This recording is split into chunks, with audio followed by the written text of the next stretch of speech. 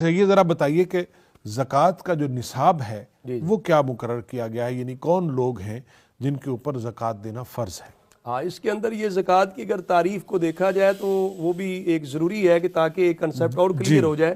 جس کے اندر فقہاء اسلام نے فقہ اسلامی میں تعریف کی ہے کہ تملیک کو جزء مال مخصوص ہم مال مخصوص لشخص مخصوص للہ تعالی، اللہ تعالیٰ کی رضا حاصل کرنے کے لیے، اللہ تعالیٰ کی خوشنودی کے لیے مخصوص مال کا مخصوص حصہ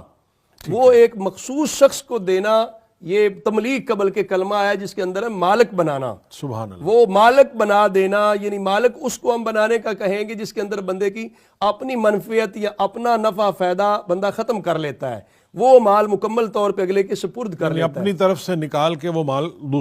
دوسرے کو دے دینا، یہ ہوتا ہے۔ اس کو ایک ضروری شرط ہے زکوٰۃ کی ادائیگی کے اندر تملیک۔ اس کے اندر بہت ساری ایسی صورتیں آتی ہیں کہ لوگ آج کل چونکہ دسترخوان بچھا دیتے ہیں، سحری میں افطاری میں لوگوں کو اس طرح کھانا کھلا دیتے ہیں، اس کے ساتھ سمجھے کہ زکوٰۃ ادا ہو جائے گی تو وہ زکوٰۃ ادائیگی نہیں ہوگی، وہ صدقہ تو ہے لیکن زکوٰۃ نہیں ہے۔ زکوٰۃ کے لیے فقراء کو مالک بنا دینا ہے۔ آپ گھر میں بلا کے ان کو دعوت کر رہے ہیں، ظاہر ان کو آپ مالک نہیں بنا رہے کھانے کا، وہ اتنی دیر کھانا تو کھا لیں گے جو ان کی طلب ہوگی، لیکن یہ ہے کہ اس کے مالک نہیں بنے۔ مالک بنانے کے لیے یہ ہے کہ ان کو دے دینا، ان کی ملکیت میں وہ یہاں پہ کھائیں، لے جائیں، کسی اور کو کھلائیں، جو کہ مالک وہ ہیں اس کے۔ تو یہ مخصوص اس کا نصاب رکھا گیا نا، جس کو 52.5 تولے چاندی یا 7.5 تولے سونا یا اس کی مقدار میں مالیت ہو، جو حاجات اصلیہ یا ضرورت کی ہے، اس سے زائد جب بندے کے پاس اتنی مالیت بنتی ہے، اس بندے کو کہا جاتا ہے وہ صاحب نصاب ہے۔ اور پھر اس کے صاحب نصاب ہونے پر پھر نصاب پر آگے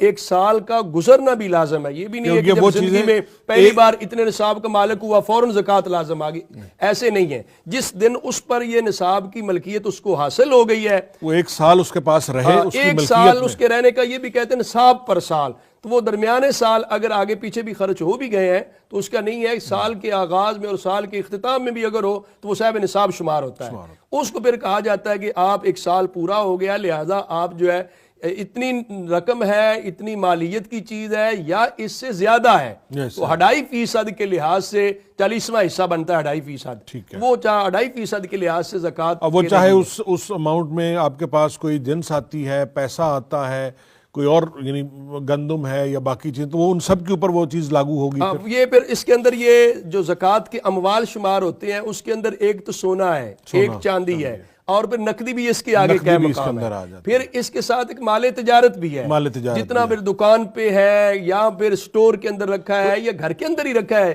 جو چیز فار سیل ہے، مثال کے طور پہ پلاٹ کسی نے خریدے رکھے بیچنے کے لیے، یا پھر اور کوئی سامان رکھا ہے، کوئی بھی جنس رکھی ہے کہ اس کی تجارت ہے، کاروبار کرتا ہے، وہ خریدتا ہے، بیچتا ہے، اس کی جو موجودہ ویلیو ہے اس کو بھی ساتھ شامل کریں گے، اس لیے وہ اس کا اپنا سامان ہے، تجارت کا سامان ہے، ہاں، سامان تجارت جو ہے اس کا اسی طرح ہی ہے جیسا کہ بینک بیلنس ہے، ہاں، بینک بیلنس ہے، وہ دیکھ لے، سونا چاندی اس کی قیمت لگا لے، کوئی پلاٹ فار سیل اگر اس نے لیا تھا، لیتے وقت اس کی اگر یہی نیت تھی میں نے اس کے بیچنا ہے،